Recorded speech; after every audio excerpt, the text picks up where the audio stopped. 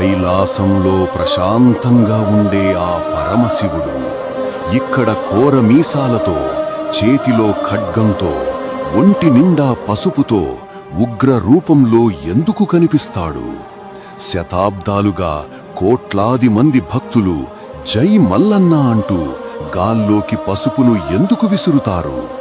ఒక రాక్షస సంహారం కోసం భూమి మీదికి దిగివచ్చిన ఆ దేవుడు చివరక అడవి బిడ్డల కోసం ఇక్కడే ఎందుకు ఉండిపోయాడు?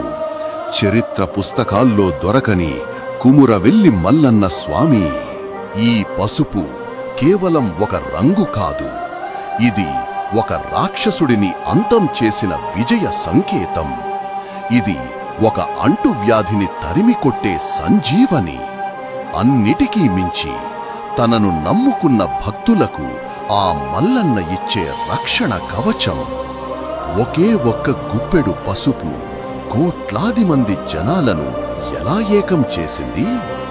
ఈ భండారు వెనుక ఉన్న ఆ ఆధ్యాత్మిక మరియు సైంటిఫిక్ రహస్యం ఏంటో తెలిస్తే మీరు ముక్కున వేలేసుకుంటారు. ఈరోజు మనం ఈ వీడియోలో వినబోతున్నాం. నమ్మకం వేరు, నిజం వేరు. Let's begin.